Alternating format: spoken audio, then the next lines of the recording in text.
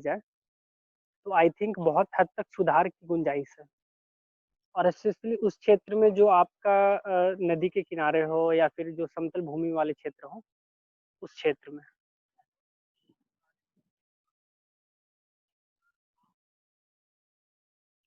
Hello.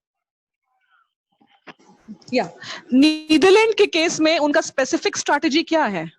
उन्होंने वही ma'am कुछ स्टार्ट करने से पहले मैं एक चीज कह देना चाहता हूँ, सॉरी। इस जी। केस स्टडी को मैं अभी रीड नहीं किया हूँ। एक्चुअली क्या है कि आज मैं कुछ चेक कर रहा था, तभी ये चीज दिखी मेरे को, तो मैं सोचा कि यहाँ बोलूँ तो मेरे को निकल सके या फिर कुछ पहले।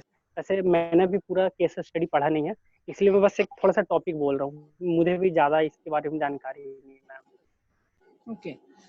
जहाँ तक मेरा अंडरस्टैंडिंग है, नीदरलैंड्स में बिकॉज वो बहुत समुद्र के किनारे भी है और वो एक ऐसी जगह है जो वो थोड़े समुद्र से उसका जो तल था वो नीचे था, समुद्र का तल उससे थोड़ा सा ऊपर है, और कंट्री जो नीदरलैंड्स एज अ कंट्री है उसका समुद्र से तल नीचे है। उसके कारण उसमें फ्लडिंग बहुत होता था, तो उन्होंने थ्रू आउट समुद्र के सामने एक होता ना कि थोड़ा सा ऊंचा करके वॉल्स, सी वॉल्स बहुत बनाया हुआ है।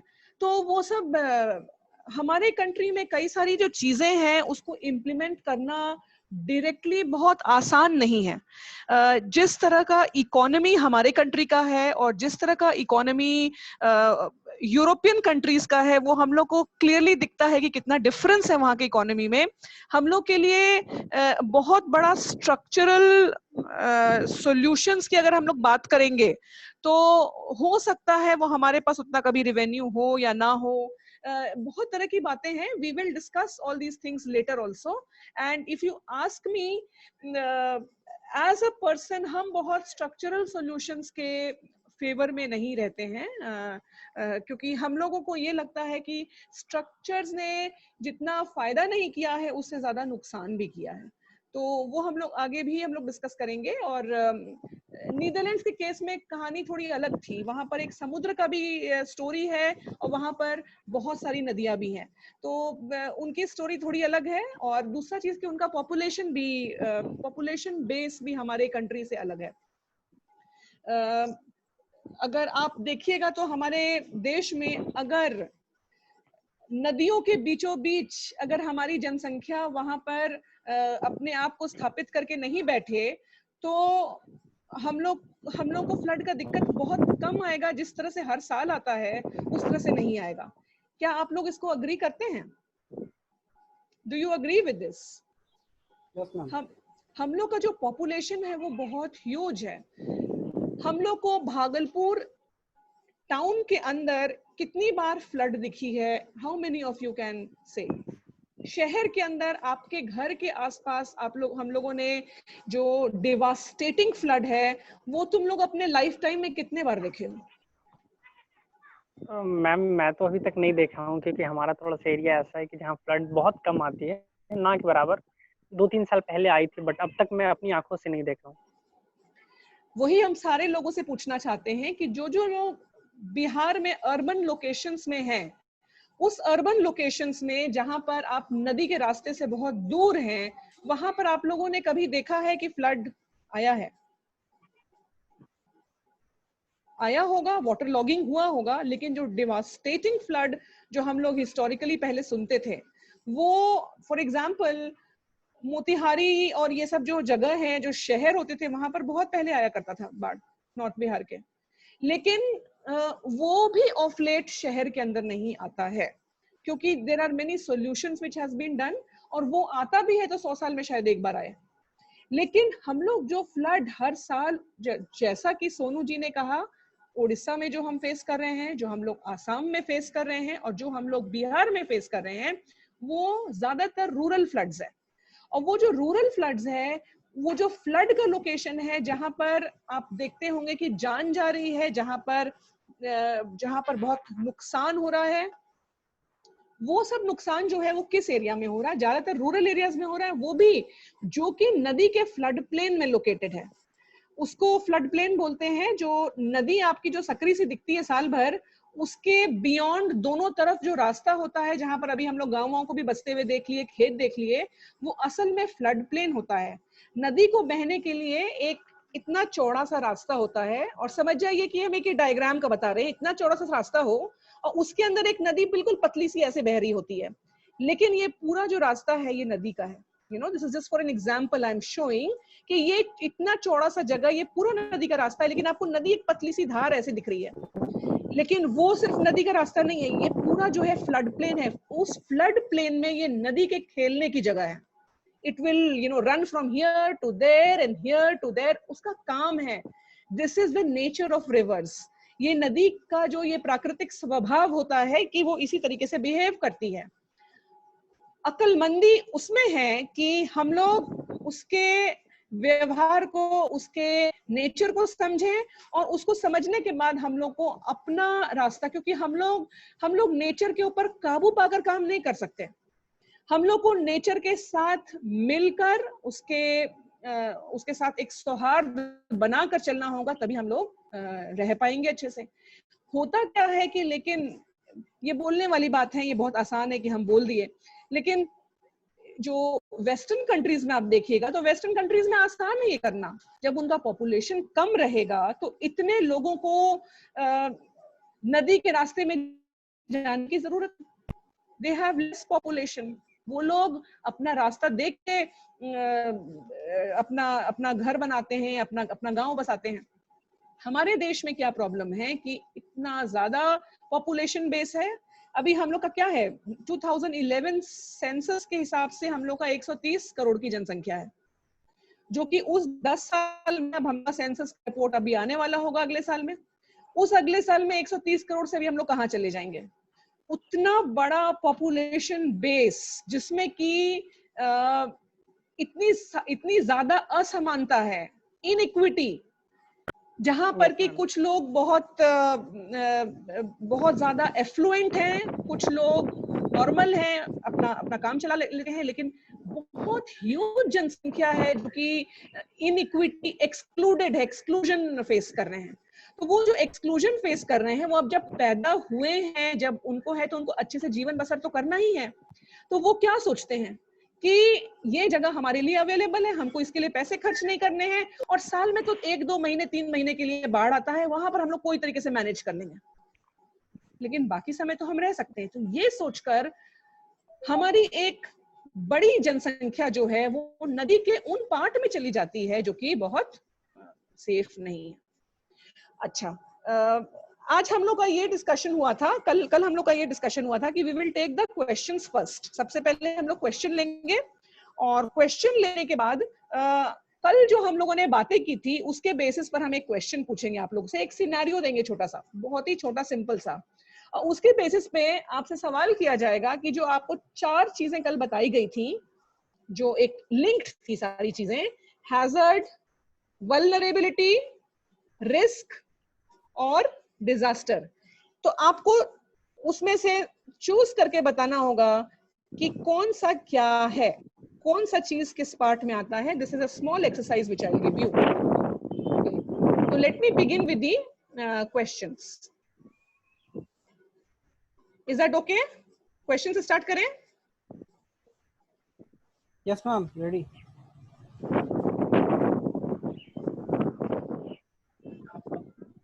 ओके, सबसे पहला क्वेश्चन हम लोगों ने अदिति गुप्ता ने पूछा था मेरे से question yesterday, and I told that I will be dealing with it today. हम लोग कैसे इस पर आवाज उठा सकते हैं?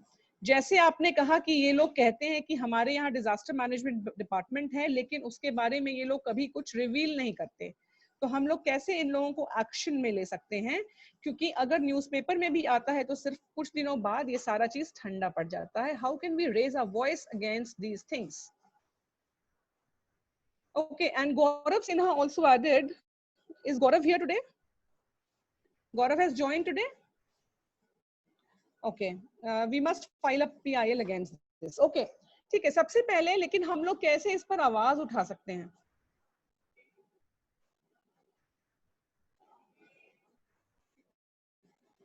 Just a second.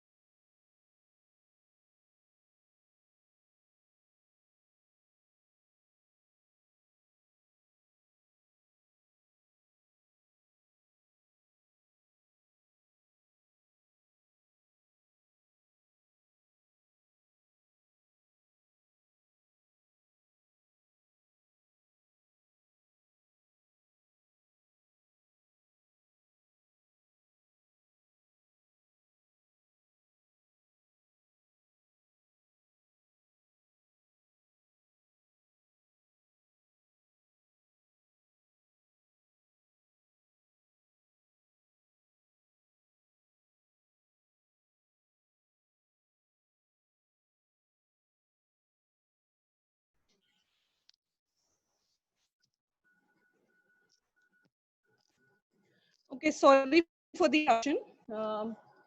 सो सबसे पहले हम लोग क्या कर सकते हैं, इस पर आवाज कैसे उठाया जा सकता है? I think this was related to the issue about that DDMPs, district disaster management plans are already done, ये सब सारी चीजें हैं, DDMA जो है वो आ चुकी हैं, लेकिन वो हम लोग को दिखती नहीं है, उसके बारे में हम लोग को पता नहीं है। तो फर्स्ट थिंग इसकी आवाज हम लोग तब उठाएंगे जब हम लोगों को सारी चीजें पता होंगी। First of all we really need to understand कि हमारा स्ट्रक्चर क्या है, नेशनल लेवल से स्टेट लेवल से डिस्ट्रिक्ट लेवल तक हमारा स्ट्रक्चर क्या है, उस स्ट्रक्चर में सबका रोल क्या है, और सबके रोल के बाद उस रोल में क्या लिंकेज वगैरह है, उनका क्या मतलब किस तरह का मतलब वो रिस्पॉन्सिबिलिटी है, and then we can easily ask, we can file an RTI से हम लोग फाइल करके पूछ सकते हैं कि आपका स्टेटस क्या है, आप लोग किस स्टेज में हैं, और आप लोग ये काम किस तरह से कर रहे हैं, कैसे कर रहे हैं, ये हम लोग पूछ सकते हैं। या I think that is within our, this is how we can raise our voices on this. You are also asking कि ये ठंडा पड़ जाता है, and yes this is something which I also agree कि ये जो इशू है ये साल भर चलना चाहिए, because this is a part of preparedness process. And Bihar में तो हमको नहीं लगता कि हम लोग को इसको डिजास्टर अब बोलना भी चाहिए, बिकॉज अगर वो हर साल आ रहा है एंड हर साल वही प्रॉब्लम हो रहा है, हर साल इसी तरीके से हो रहा है, but one thing is there, अब आप लोग नोटिस करेंगे ना कि हम लोग के अफेक्टेड पॉपुलेशन ज्यादा होते हैं, the deaths actually are less. पहले हम लोग सुनते थे कि बाढ़ आया, इतने सारे लोग मर गए, तो दैट वे वो डेथ्स कम हो गई हैं, अफेक्टेड पॉपुलेशन बढ़ते जा रहा है, उनका साइज बढ़ते जा रहा है, नए नए एरिया हमारे बाढ़ के गिरफ्त में आते जा रहे हैं, हम लोग का जो जलवायु परिवर्तन के कारण the climate change is also causing new areas which are being affected, तो बहुत तरह का ये जो है एक फ्रीक्वेंसी भी हमारी बढ़ गई है because of climate change। तो ये चीजें हो रही हैं, लेकिन जो उसका जो डेथ का रेट है, that we know that it has come down a lot। हाँ, लेकिन लोग अफेक्ट हो रहे हैं, लोगों को बहुत परेशानियां हो रही हैं, वायलेंस हो रहे हैं which we discussed yesterday, ये सब हो रही हैं और बढ़ रही हैं। These things need to be addressed, और हम लोग किस तरह से एक्शन ले सकते हैं, ये आरटीआई के थ्रू किया जा सकता है, हम लोग रिट पिटिशंस मूव कर सकते हैं। The only thing is you need to be armed with knowledge, you need to know कहाँ पर इन लोग का काम कम हो रहा है, कहाँ पर इन लोग काम नहीं कर रहे हैं। Unless you are having that complete knowledge, where will you pull them down? हम लोग कहाँ से पुल करेंगे? दूसरी चीज है कि जहां तक हमको समझ में आता है कि we are going to discuss that later in our sessions, that हमारा रोल क्या है, where do we fit in inside this entire disaster management cycle, as NGOs, as individuals, as volunteers, हम लोग का क्या रोल है, हम लोग कहाँ फिट इन कर रहे हैं, वो हम लोग को एक बार समझ में आ जाएगा। तो एडवोकेसी, हम लोग को जो इन चीजों के लिए वकालत करना चाहिए, as citizen forum, as NGOs, as volunteers, वो हम लोग को पता करना होगा, वो हम लोग को सीखना पड़ेगा, वो हम लोग को बदलना होगा। एक एग्जाम्पल हम इसके बारे में शो कर सकते हैं। आप लोग को याद है कि 2015-16 में बहुत भारी सूखा पड़ा था पूरे देश में, लेकिन बिहार में भी हुआ था ये, और बिहार, झारखंड, लेकिन आप लोग बहुत सारा ये न्यूज में पिक्चर्स वगैरह देखते होंगे कि महाराष्ट्र में बहुत बुरा हाल था, लातूर, बीड, उस्मानाबाद, तरह तरह के पिक्चर्स न्यूज में आ रहे थे। मई जून के महीने में, अप्रैल मई जून इनके महीने में आ रहा था कंटिन्यूअसली कि लोग कुआं के पास भीड़ लगी हुई है, लोग को थोड़ा थोड़ा पानी मिल रहा है। How many of you remember that? Okay, just raise your hand if you know, if you remember, if you can link to it.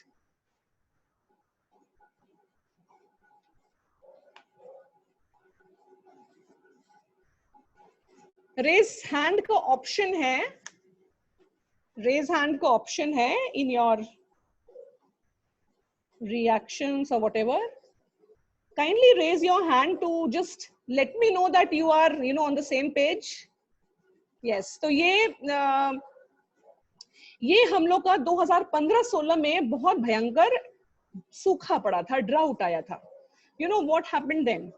आप लोगों ने प्रशांत भूषण का नाम सुना होगा, प्रशांत भूषण जी का नाम सुना होगा आप लोगों ने। वो उनके ऑर्गेनाइजेशन का नाम है स्वराज भारत या समथिंग लाइक दैट कुछ है। पहले वो अरविंद केजरीवाल जी के साथ होते थे, लेकिन बाद में ही चेंज्ड एंड ही जॉइंड, अपना उन्होंने स्टार्ट किया स्वराज भारत। तो ये जो स्वराज भारत से उन्होंने क्या किया है, उन्होंने एक लंबा चिट्ठी लिखा सुप्रीम कोर्ट को, और उन्होंने कहा कि हमारे देश में जिस तरह से सूखा पड़ा हुआ है, उसको देखकर लग रहा है कि सारे स्टेट गवर्नमेंट ने अपने हाथ मल लिए हैं और लोगों को मरने के लिए छोड़ दिया है। और उसमें उन्होंने पूरा डिटेल में दिया कि क्यों हो रहा है, कैसे हो रहा है। तो सुप्रीम कोर्ट ने क्वेश्चन पूछा कि आप इसको आप क्यों इंटरेस्टेड है, आपका कोई पर्सनल वो है? तो उन्होंने कहा नहीं, पर्सनल नहीं है, लोग मर रहे हैं, ये हो रहा है, हम पब्लिक इंटरेस्ट में ये आपको आपके नजर में ला रहे हैं कि ये ऐसे करके हो रहा है और ये सूखा पड़ रहा है और स्टेट गवर्नमेंट को इसमें एक्शन लेना चाहिए।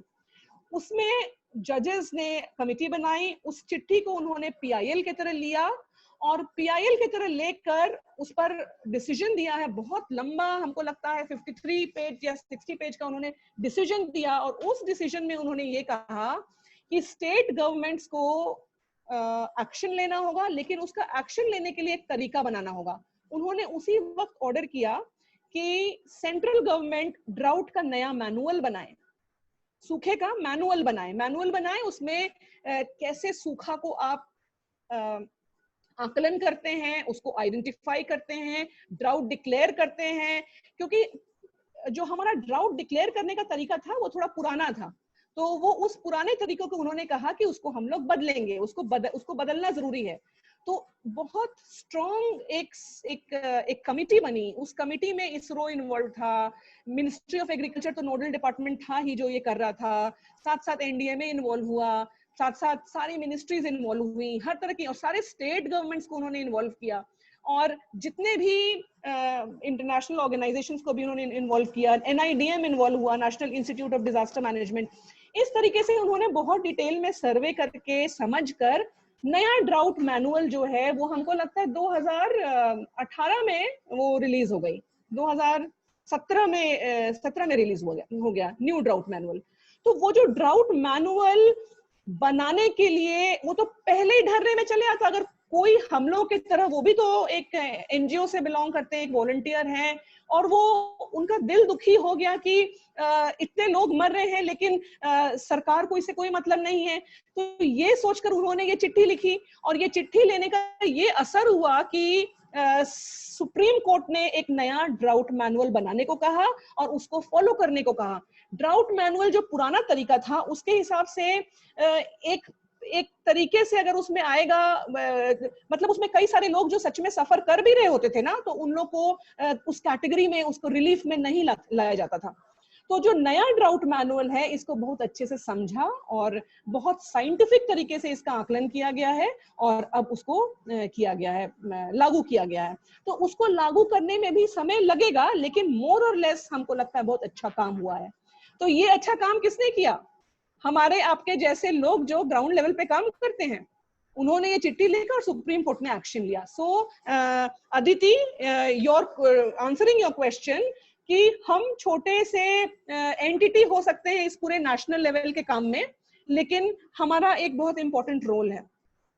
अगर आपको लगता है कि हमारी स्टेट गवर्नमेंट ने डिजास्टर मैनेजमेंट के लिए कुछ नहीं किया है और उनको कुछ करना चाहिए, जैसा कि हम लोगों ने कल डिस्कस किया, डिस्ट्रिक्ट डिजास्टर मैनेजमेंट अथॉरिटी है, आप पूछने जाएंगे तो वो बोलेंगे है, लेकिन हम लोग उसके बारे में, उसके काम के बारे में कुछ नहीं पता। तो अगर आप एक वैलिड पॉइंट लेकर अगर कोर्ट के पास जाते हैं या इन्हीं से आरटीआई करके पूछते हैं, तो आपके वो हक में हैं, you can rightfully do that. Alright, तो ये हमने अदिति का क्वेश्चन आंसर किया। Is Aditi there? Is Aditi there?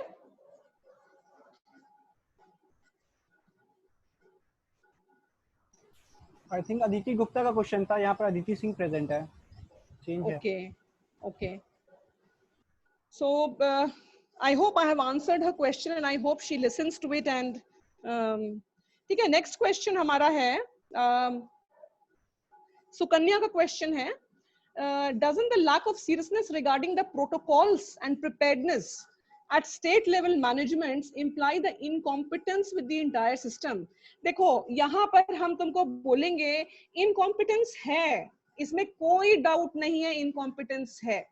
Incompetence इसलिए है क्योंकि हम लोगों ने नेशनल लेवल पे मुट्ठी भर में हम लोगों ने बहुत अच्छा काम कर लिया है, बहुत एक्सपर्टीज को ले आए हैं. स्टेट लेवल आते आते भी हमारा काम हो रहा है, एक्सपर्टीज है, लेकिन जैसे आप ग्राउंड लेवल तक पहुंचिएगा, ग्राउंड लेवल पर आकर आई एम सॉरी टू से हमारे पास वो ट्रेन्ड कैडर ऑफ पीपल नहीं है.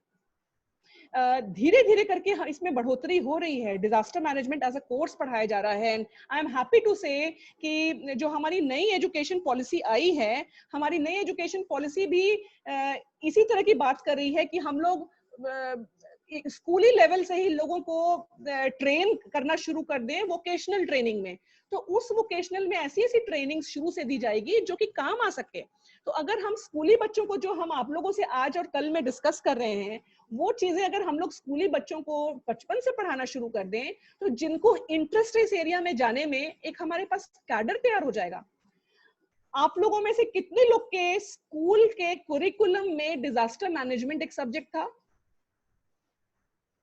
या कॉलेज में था? इकोलॉजी में बस एक थोड़ा सा पार्ट होता था डिजास्टर का. I am talking about an entire subject because this is an entire manage. जिस तरीके से आप business management एक subject हो सकता है, marketing management एक subject हो सकता है, और क्या क्या होता है MBA में. MBA में कई तरह तरह का चीज, advertising वगैरह subject होता है, branding एक subject होता है. तो उस हिसाब से disaster management तो अपने आप में complete subject है. उसके अंदर भी छोटे छोटे बहुत डिवीजन हो सकते हैं. कुछ लोग रिलीफ पे सिर्फ काम करते हैं, कुछ लोग रिस्पांस पे काम करते हैं, कुछ लोग रिकवरी में काम करते हैं, कुछ लोग सिर्फ रिस्क रिडक्शन में काम करते हैं, कुछ लोग डिजास्टर को आइडेंटिफिकेशन में काम करते हैं, उसके साइंस को समझने में काम करते हैं. जो लोग अर्थक्वेक को प्रिडिक्ट करने का रिसर्च कर रहे हैं, वो तो अपने आप में पूरा एक फील्ड है. डिजास्टर मैनेजमेंट सब्जेक्ट करके कितने लोगों को बचपन में एक ड्रीम होता, हम बड़े होकर इंजीनियर बनेंगे, डॉक्टर बनेंगे, लेकिन कितने लोग को ये ड्रीम था कि हम कल को डिजास्टर मैनेजमेंट, हम MBA करेंगे, ये भी दिमाग में होता था. लेकिन कितने लोगों को ये दिमाग में होता था कि हम बड़े होकर डिजास्टर्स को मैनेज करेंगे? क्योंकि हमारे पास ऑप्शन ही नहीं था कभी. क्या हमारे पास ऑप्शन है ये कभी भी? तो यही बात है. The reason why we do not have trained incompetence इसलिए है क्योंकि एक ग्रेजुएशन के लेवल में आने के बाद लोगों को, सपोजिंग आप मेरी बात कीजिए, हमको डिजास्टर मैनेजमेंट में कैसे एक्सपोजर हुआ? I was a geographer, I started teaching geography. Geography पढ़ाते पढ़ाते मेरा एक सब्जेक्ट आ गया था disaster management, natural disaster management. तो हमने उसको पढ़ाया क्योंकि वो हमारे पार्ट, हमारे रिवर्स, इकोलॉजी, अर्थक्वेक वगैरह का पार्ट था. I did my masters and MPhil in disaster management. Excellent. Priya Topno, excellent. आपने कहाँ से किया है? Is it from TISS? Tata Institute of Social Sciences? Yes. So there are very few universities which are offering this course, और वो भी disaster management हमको लगता है आज से 10 साल 12 साल पहले ही इंट्रोड्यूस हुआ था TISS में भी. उसके पहले वो नहीं था. I mean, लोग पढ़ते थे disaster management but not as a department, क्योंकि उनका सब्जेक्ट अर्थक्वेक से रिलेटेड होता था, क्योंकि वो फ्लड से रिलेटेड होता था, वो डिजास्टर मैनेजमेंट के परव्यू में आ गए. मेरा खुद का काम वाटर स्ट्रेस पे था एमफिल में, तो नेचुरली हम डिजास्टर के परव्यू में आ गए. You know, so this was the reason I came into the area of disaster management. Water stress हो गया, drought हो गया, पानी के extreme situation. लेकिन now it is very important कि हम लोग एक कैडर ऑफ प्रोफेशनल्स तैयार करें. अगर हम लोग एक कैडर ऑफ प्रोफेशनल्स तैयार करेंगे तभी तो हम लोग को ग्राउंड लेवल में हर डिस्ट्रिक्ट के लिए लोग मिलेंगे, पंचायत के लिए मिलेंगे, ब्लॉक लेवल के लिए मिलेंगे. ट्रेन्ड लोग होंगे तभी तो आएंगे हम लोग को ग्राउंड लेवल पे. And that work is on. I am sure it will take more time but things will happen. National disaster management authority, उसके बाद UNDP and all has been doing a lot of work in this. उन्होंने capacity building के लिए, state government की capacity building करने के लिए ये सब काम किया है. जो डिजास्टर अफेक्टेड स्टेट्स हैं, जहां जहां ये लोग काम कर रहे थे, वहां उन्होंने अच्छे अच्छे प्रोफेशनल्स को दिया. जैसे BSDMA में UNDP ने भी 3-4 ऑफिसर्स को अपने पोस्ट किया. BSDMA खुद अगर आप जाके देखिए तो वहां बड़े ट्रेन्ड स्टाफ है, बहुत अच्छे अच्छे लोग हैं, वो लोग बहुत अच्छा काम कर रहे हैं. लेकिन उस चीज को अगर आप ट्रांसलेट कीजिएगा कि 38 डिस्ट्रिक्ट है बिहार में, हर डिस्ट्रिक्ट में पहुंचे, तो उसमें टाइम लगेगा, उसके लिए रिसोर्सेस चाहिए, उसके लिए एक सस्टेन्ड प्रोजेक्ट या प्रोग्राम बेस में चाहिए कि जिसमें कि हम लोगों को जैसे डिजास्टर मैनेजमेंट ऑफिसर हैं भागलपुर के या किसी और डिस्ट्रिक्ट के, तो you will have to go and find out कि वेदर उनकी एक्सपर्टीज है कि नहीं। Sorry to interrupt. Rahul is showing the live. Should Kamini show the actual session of? जी मैं गंगा किनारे ही रहता हूँ। ये पानी का लेवल देख लीजिए अभी का, पानी का लेवल ऊपर आया है, काफी आगे आ चुका है। मेरे घर से लगभग 100 मीटर के डिस्टेंस पर है ये। जी नहीं, actually I have shared some pictures also in the group. हम लोग को एक वार्निंग भी मिला है कि अगले 10 दिन में पानी बहुत आने वाला है भागलपुर में, और ये पूरे बिहार एरिया में केवल नॉर्थ वेस्ट बिहार बचा हुआ है, लेकिन पूरा का पूरा बिहार बहुत बुरी तरह बारिश होने वाली है, and it might lead to flood, it might lead to flood in another 10 to 12 days time. और बचाव का यहाँ कोई व्यवस्था दिख नहीं रहा है अभी तक। जी, और इस बार सबसे बड़ा प्रॉब्लम क्या है कि it is a layered disaster. अगर फ्लड आता है तो कोविड के कंडीशन प्लस फ्लड वाला कंडीशन हो जाएगा, so it will be a very challenging situation, very challenging situation. Okay, so I had answered this question, जो कि आप लोगों को आई थिंक मोर और less Rahul, you can remove it.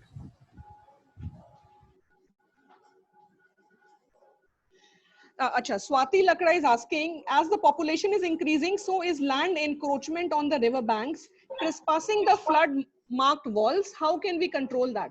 See, this is all part of इसको DCRs कहते हैं, development regulations कहते हैं। हर बड़े शहर का एक डेवलपमेंट अथॉरिटी होता है, दिल्ली डेवलपमेंट अथॉरिटी DDA है, Mussoorie Dehradun development authority MDDA है, इस तरीके से हर जगह का होता है। भागलपुर में हमारा कोई डेवलपमेंट अथॉरिटी नहीं है। Same way I think Patna का भी अपना कोई डेवलपमेंट अथॉरिटी होना चाहिए, जो कि ये सब चीज उनको करना है, उनको करना चाहिए, क्योंकि ये लोगों के हित में है, ये लोगों के हित में है। जो लोग उसको ट्रेसपास करके वहां रह रहे हैं, वो उन्हीं के जिंदगी को खतरे में डालता है। लेकिन इस तरह का काम आई डोंट थिंक भागलपुर में या बिहार में बहुत अच्छे से हो। एनक्रोचमेंट वाला चीज जो है यहाँ बहुत बड़ा इश्यू है, इसको कैसे किया जाए। हम लोग जो चंपा नदी पे काम करते हैं, तो चंपा नदी ऑल एनक्रोच्ड, और वो किसके जिंदगी को खतरे में डाल रहा है? जो एनक्रोचर्स हैं उनके। लेकिन वो कैसे समझाया जाए, कैसे वो, this is a huge question, this is a huge issue, and I don't think as you know studying this disaster risk reduction हम लोग उस एस्पेक्ट्स में कुछ बोल सकते हैं। यस, अगर आप यहाँ भागलपुर के बहुत सारे लोग हैं, अगर चंपा में जो आप काम कर रहे हैं, अगर थोड़ा सा उसका शॉर्ट उसके बारे में कुछ बता सकें तो वो हम बाद में बताएंगे, ठीक है? अभी let me just finish this question and I want to cover 2 or 3 issues today. I will do that Champa thing last day. ठीक है? Next है, are there any agencies or communities which are working in the documenting related to disasters? Yes, yes.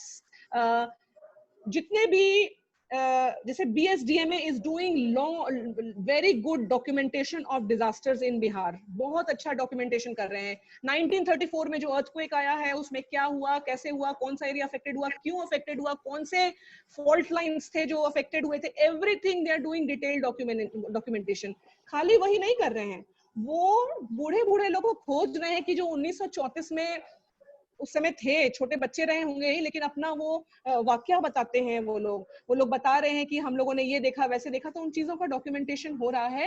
National level पर national institute of disaster management है, NIDM है, जो कि बहुत अच्छे से डॉक्यूमेंटेशन कर रहा है। They are doing great work over there, बहुत forward looking, very good research staff over there, they are doing it. UN के organization से they are doing great documentation. UN के अंदर there was this knowledge management group एक होता था, उसको कहते थे solution exchange. I also worked there and I was also a part of that network, knowledge network के हम part थे। उसमें अगर आप केवल उसका जाके देखिएगा, उसके वेबसाइट में जाके देखिएगा, huge documentation of disasters। एक छोटा सा एग्जांपल बिहार का देते हैं, वो जो डॉक्यूमेंटेशन हुआ था, कि बिहार में फ्लड के टाइम पे किसी ने क्वेश्चन रेज किया कि हम लोग चारों तरफ बाढ़ के पानी से घिरे हुए हैं, तो हम लोग साफ पानी का कैसे इंतजाम करें। तो उन लोग का एक जो डॉक्यूमेंटेशन है वो लोकल टेक्निक्स का डॉक्यूमेंटेशन है कि फ्लड के समय जब चारों तरफ पानी है, जब आग की व्यवस्था नहीं हो पा रही है, जब ढंग से कोई व्यवस्था नहीं हो पा रही है, तो वो किस तरीके से साफ पानी का इंतजाम करेंगे ताकि कोई उसमें कुछ गंदगी ना हो। तो उसमें आई थिंक कुछ 50 से 60 तरीके का वो डॉक्यूमेंटेशन किया गया था कि आप साफ पानी का कैसे इंतजाम कर सकते हैं। तो दीज आर लिटिल थिंग्स, लेकिन इस तरह का बहुत सारी चीजों का डॉक्यूमेंटेशन हुआ है। तो there is a lot of documentation going on and has been done in the past as well.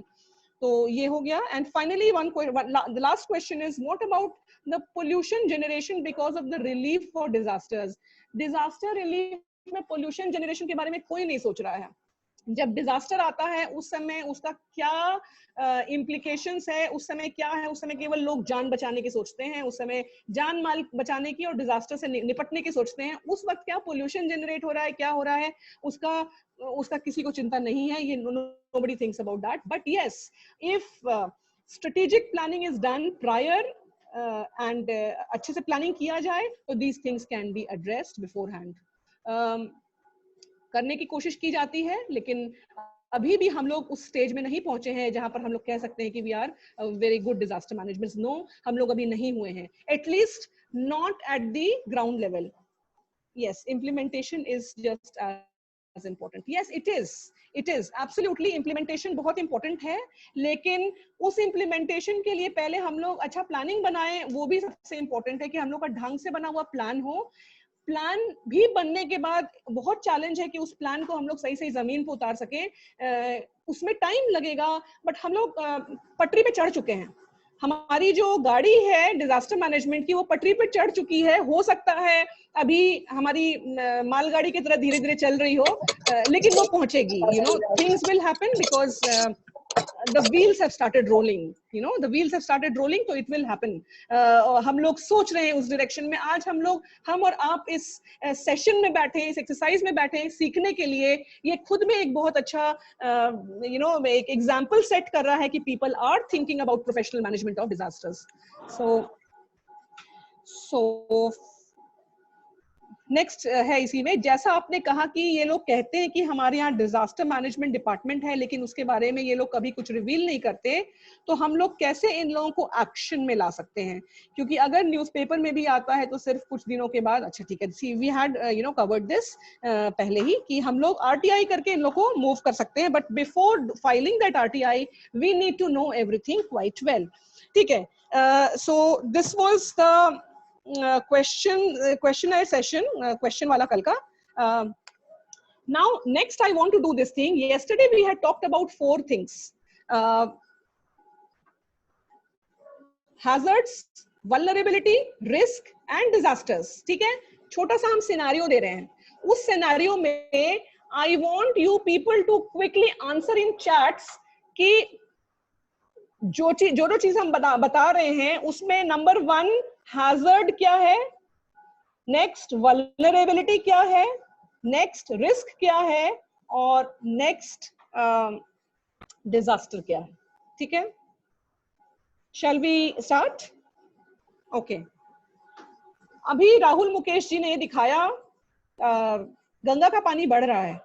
ठीक है, गंगा का पानी बढ़ रहा है और वहां पर एक कम्युनिटी रहता है, जो मुसहर वाला जो कम्युनिटी है वो बिल्कुल गंगा जी के पास रहता है, and that community is very close to Jawaharlal Nehru medical college hospital वाले एरिया के पीछे में है, और वो काफी लो लाइंग एरिया है।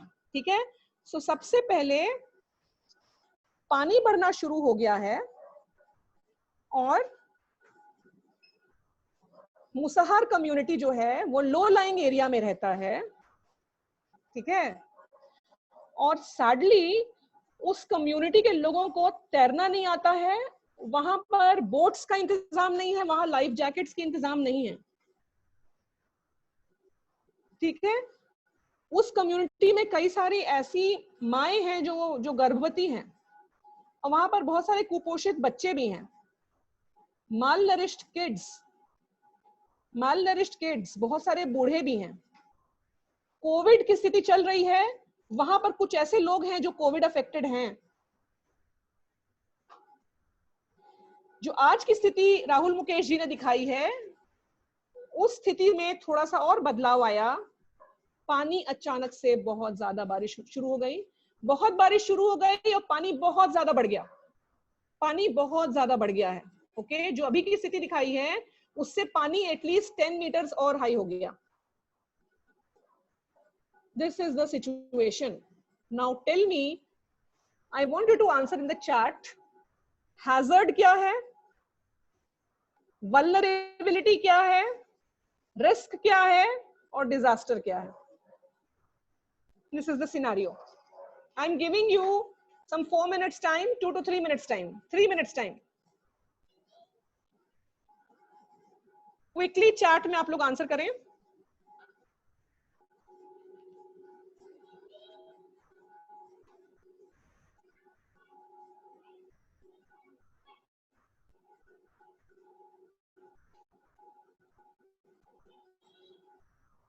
नंबर 1, हैजर्ड क्या है?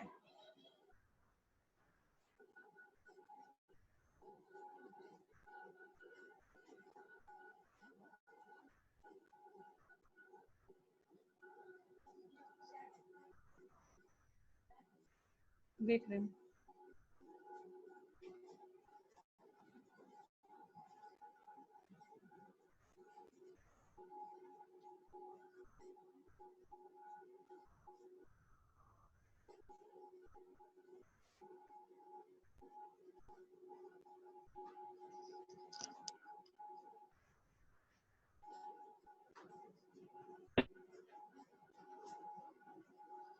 Correct. So I'm watching your answers.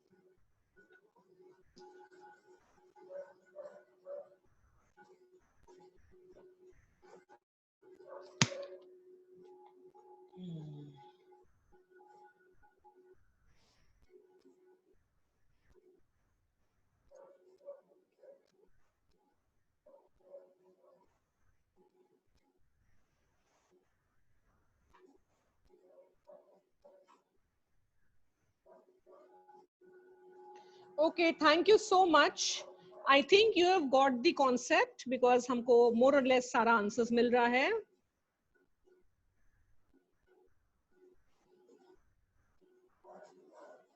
ठीक है, fine. Thank you so much because it has come very nicely.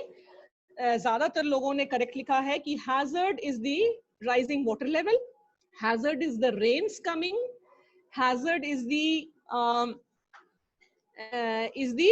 वो जो पानी का लेवल बढ़ रहा है, रेज हो रहा है, वो हैजर्ड है। Even Covid is a hazard because it is there and we can't avoid it. वो चल रहा है, वो हैजर्ड है, you know. Next part is vulnerability. सभी लोगों ने लिखा है वल्नरेबिलिटी क्या है। वल्नरेबिलिटी है एक कम्युनिटी लो लाइंग एरिया में रह रहा है, so that is a vulnerability.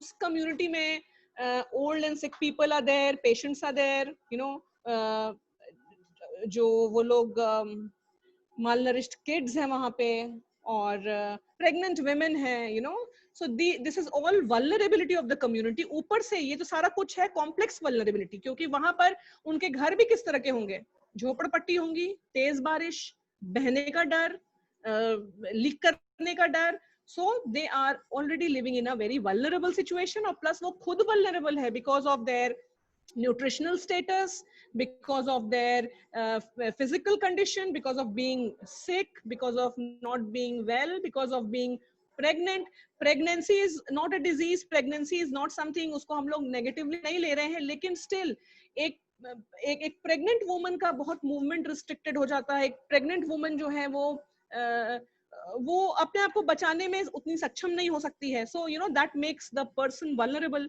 तो ये सारी वल्नरेबिलिटी है। यस, रिस्क क्या है? रिस्क हमारा इसलिए वहां पर हो गया है कि वो जो पानी है वो तो ऑलरेडी बढ़ रहा है और वो लोग एक वल्नरेबल सिचुएशन में है, तो ये दोनों मिलाकर बहुत रिस्की सिचुएशन है। और फ्लड का आ जाना इज अ डिजास्टर।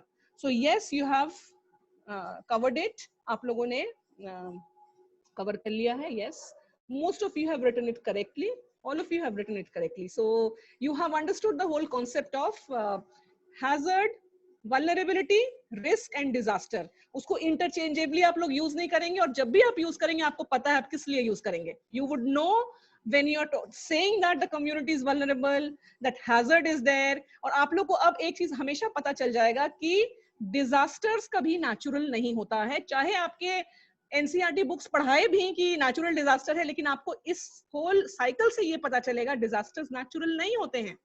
अगर जो नेचुरल होते हैं वो हैजर्ड होते हैं। हम जब उसके रास्ते में आ जाते हैं और वल्नरेबल सिचुएशन में आ जाते हैं, हमने रिस्क बढ़ा लिया और रिस्क रियलाइज हो गया तो हम लोगों ने डिजास्टर क्रिएट कर लिया। तो जब भी डिजास्टर होगा वो नेचुरल नहीं होगा, वो हम लोग का क्रिएटेड होगा।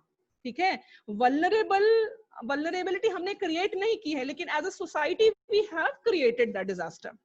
As a society we have created that disaster. So that vulnerability भी एज अ सोसाइटी हम लोग उन लोगों को वल्नरेबल छोड़ दे रहे हैं, तो ये हम लोग की मतलब हम लोग का फेलियर है, ये हमारे सिस्टम का फेलियर है। That some people are excluded and marginalized so that they have to live in an area which is vulnerable and which is at high risk of disaster. So आप लोग को ये चीज क्लियर हो गया है। Thank you so much for this, ये understanding हो गई है।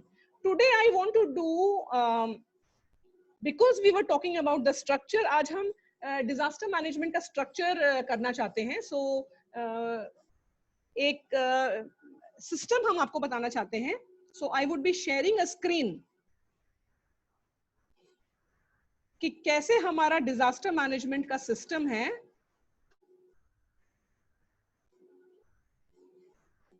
इंडिया में काम करता है।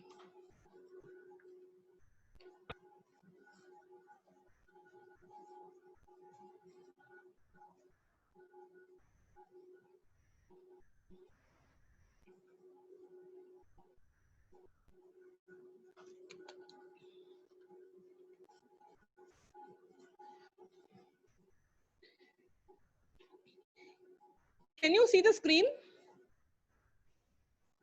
Yes, ma'am.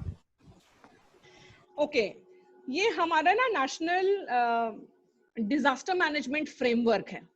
आप देखिएगा कि गवर्नमेंट ऑफ हम लोग का डिजास्टर मैनेजमेंट फंक्शन कैसे करता है। जब आप लोग ये बात कर रहे थे कि हम लोग कैसे एक्शन लें, हम लोग किस तरह से एक्शन लें, तो unless we understand how the our disaster management structure हमारा क्या है, हमारा फ्रेमवर्क किस तरीके से है, वो हम लोग जब तक समझ नहीं आएगा हम लोग उसको नहीं हैंडल कर पाएंगे, हम लोग नहीं एक्शन ले पाएंगे।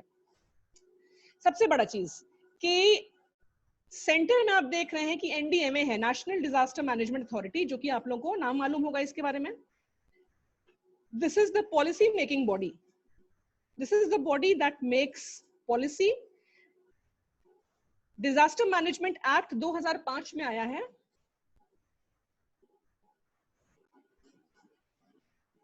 और उसने इस स्ट्रक्चर को डिफाइन किया है, इस स्ट्रक्चर को उसने डिफाइन किया है, और उस स्ट्रक्चर में सबसे पहले एनडीएमए आता है, national disaster management authority.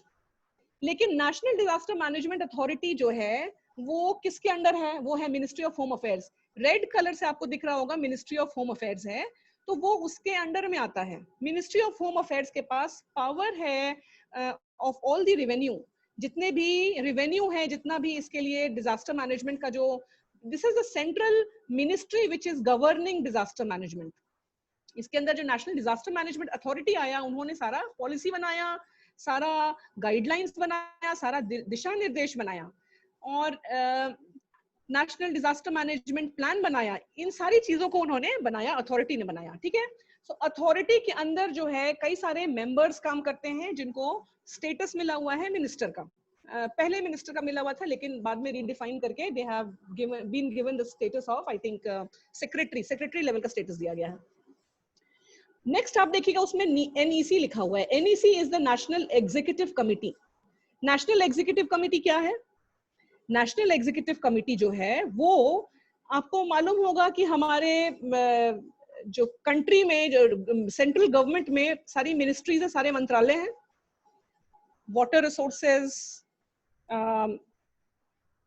Geology and mines, parliamentary affairs, we have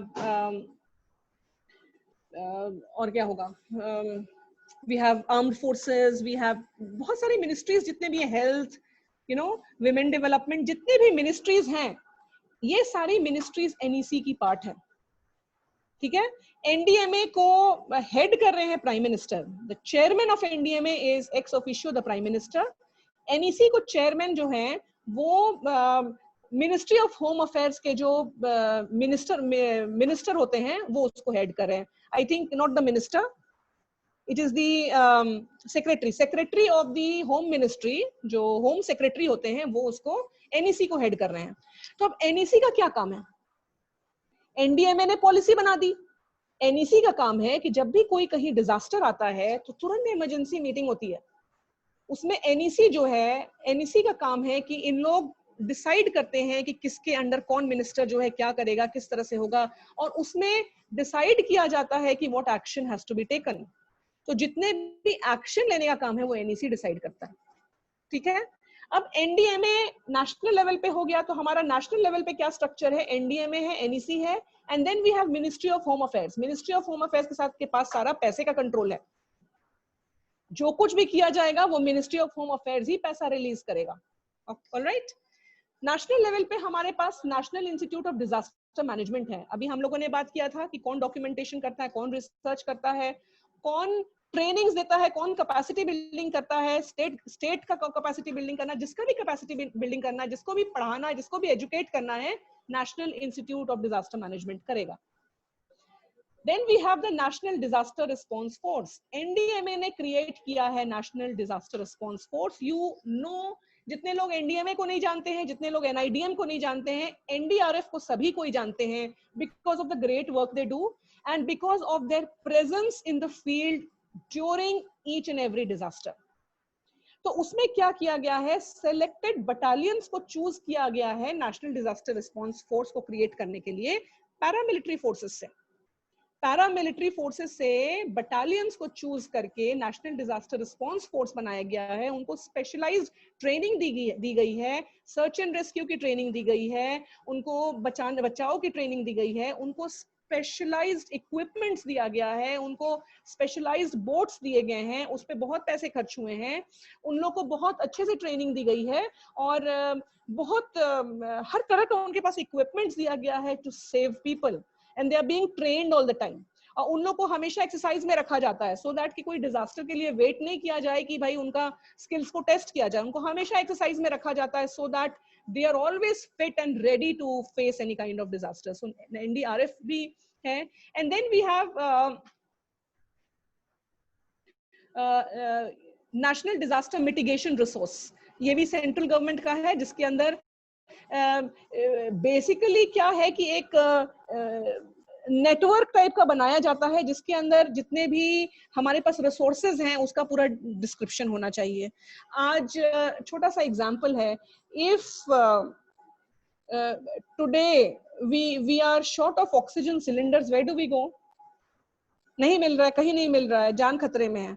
so कहीं पर एक सेंट्रल अगर रिसोर्स बना हुआ होगा, एक कहीं पर मालूम होगा कि हाँ यहाँ रिसोर्सेज है, उसकी अवेलेबिलिटी उसके थ्रू हो जाएगी, तो पीपल विल बी वेरी, उस तरह का एक जगह होना चाहिए जहां पर सारा चीज का डिटेल्स हो, हमारा सारा रिसोर्सेज का नेटवर्क कहाँ हो, अर्थ मूविंग इक्विपमेंट्स कहाँ पर है, चीजों को हटाने की चीज का है। जब अर्थक्वेक आता है तो पूरा मलबा चारों तरफ गिर जाता है, वो सब हटाया कैसे जाए, कहाँ पर से ऑर्डर किया जाए कि वो तुरंत पहुंचे, किस रास्ते से पहुंचे, वो रास्ता बंद पड़ा है, इस रास्ते से आना मुश्किल है, किस रास्ते से आए, so all those things are very important to have a complete tab of resources. ठीक है। नीति आयोग का यहाँ पर बहुत इंपॉर्टेंट रोल है along with all the ministries, because सारी मिनिस्ट्री मिलकर ही, I have been stressing this thing in a very important way all the time, कि एनडीए में चाहे होम मिनिस्ट्री, इन लोग अकेले कुछ कभी नहीं कर सकते हैं, क्योंकि ये इंटरडिसिप्लिनरी सब्जेक्ट है, इंटर डिपार्टमेंटल सब्जेक्ट है। बाढ़, भूकंप, लैंडस्लाइड्स, दुनिया भर का डिजास्टर, कोविड, सब अपना अलग अलग हेल्थ के इश्यूज हैं या अलग अलग चीज जो डिजास्टर में कन्वर्ट हो जाते हैं, सब अलग अलग मिनिस्ट्री डील कर रही है। सबके पास अपना उसका रिसोर्सेज है, उसकी एक्सपर्टीज है, उसकी अंडरस्टैंडिंग है। एनडीए में what can it do is it can coordinate. NEC जो है वो हर मिनिस्टर को, हर मिनिस्ट्री से सेक्रेटरी को इसीलिए साथ में रखा है ताकि जगह से हो। तो disaster management can happen when there is a good coordination between all departments. Multi sectoral होना बहुत जरूरी है, सारे sectors का आना बहुत जरूरी है। All right, you got this thing? ये हो गया। जैसे करके हमारा सेंट्रल में सब्जेक्ट है, वैसे ही हमारे हर स्टेट के पास भी ऐसे ही स्ट्रक्चर बना हुआ है। स्टेट गवर्नमेंट में क्या बना हुआ है कि जिस तरीके से हमारा मिनिस्ट्री ऑफ होम अफेयर्स है, हमारा डिजास्टर मैनेजमेंट डिवीजन है स्टेट लेवल पे, डिजास्टर मैनेजमेंट डिपार्टमेंट, डिपार्टमेंट है वहां पे।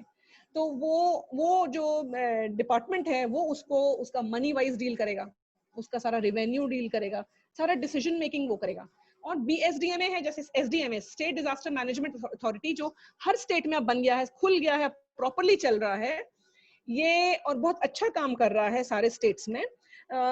ये इनका काम है कि वो वैसे ही प्लान्स बनाएं, पॉलिसीज बनाएं, अप्रूव करें, सारे डिस्ट्रिक्ट से प्लान बनवाएं, डिजास्टर मैनेजमेंट प्लान बनाएं, अप्रूव करवाएं। सारे मंत्रालय के अपने प्लान होने चाहिए कि हेल्थ डिपार्टमेंट आज कोविड फेस कर रहा है, तो हेल्थ डिपार्टमेंट का आइडियली प्लान बनना चाहिए था। तो हम लोग को आज पूछना चाहिए कि बीएसडी में आपने क्या हेल्थ डिपार्टमेंट को इस तरह के सिचुएशन को फेस करने के लिए, डिजास्टर सिचुएशन के लिए आप लोगों ने प्लान नहीं बनवाया था? अब बनवाया था तो वो उन्होंने किस तरह से एक्ट किया, सो हर उनका ये काम है कि हर डिपार्टमेंट से भी उनका प्लान बनवाए और प्लान को अप्रूव करे, बताए कहाँ वो है। लेकिन रियलिटी में यहाँ ये कल भी हम यही बता रहे थे कि बहुत दिक्कतें आती हैं, क्योंकि आप as SDM they are trying a lot but they face a lot of resistance also from different departments. Then you have the state executive committee. State executive committee में भी उसी तरह का स्ट्रक्चर बना हुआ है कि जितने भी प्रधान सचिव हैं अलग अलग डिपार्टमेंट के, वो उसमें मिल करके एसडीएमए के साथ मिलकर, या प्रधान सचिव जो डिजास्टर मैनेजमेंट को देख रहे हैं उनके साथ मिलकर ये डिस्कस करें और वो उस चीज का हल निकालें। तो ये स्टेट एग्जीक्यूटिव कमिटी का काम है, रिस्पॉन्स करना। And then we have DDMA, NDMA, SDMA, और डिस्ट्रिक्ट लेवल पे है DDMA, district disaster management authority. तो कल भी आपको हमने बताया था कि दिल्ली में डिस्ट्रिक्ट डिजास्टर मैनेजमेंट अथॉरिटी बना हुआ है और वो फंक्शनिंग है, it is functioning, doing well, क्योंकि वो सेंटर में बैठा हुआ है, वहां एक्सपेरिमेंट करना है, वहां सारे लोग देख रहे हैं, they are doing great job, बहुत अच्छा काम कर रहे हैं वो लोग। लेकिन इन प्लेसेस लाइक आर्स हम लोगों ने डीडीएमए का शक्ल भी नहीं देखा है, और क्या हो रहा है we do not know. So we need to know कि क्या हो रहा है, उनका क्या रोल है, उनका बहुत इंपॉर्टेंट रोल है। अगर आप डिजास्टर मैनेजमेंट एक्ट 2005 निकालते हैं, I have a copy of it that can be shared with you, वो शेयर किया जा सकता है।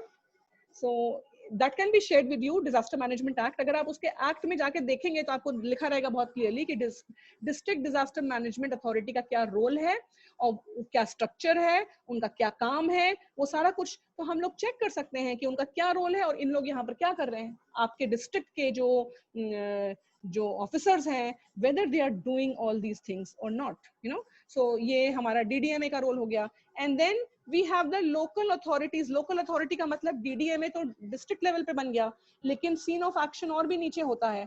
तो who is responsible for disaster management at ground level? There are disaster management officer, एक डीएम के अंडर में डिजास्टर मैनेजमेंट ऑफिसर होता है, और उसके अंडर में आई थिंक हर ब्लॉक का सर्कल ऑफिसर होता है। आई थिंक ब्लॉक का होता है या किसी और, मतलब सर्कल ऑफिसर्स जितने भी डेजिग्नेटेड होते हैं ना, circle officers I think they are block based or they are panchayat based। जितने भी सर्कल ऑफिसर्स हैं ना, they are in charge of disaster management in panchayats and all and all। तो उन लोग का ये काम है। And yesterday Arunima ji had asked a question about disaster management teams. तो बेसिकली इन लेवल पर ही, ये सर्कल ऑफिसर्स वगैरह के नीचे वाले लेवल पे उन लोगों का काम है कि एक विलेज डिजास्टर मैनेजमेंट VDMTs बनाए, village disaster management team. We should have it at district level, we should have that at block level, we should have it at panchayat level. Her level पे हमारी टीम्स बनी होनी चाहिए और वो team का काम है कि इस पर वर्क करते रहें.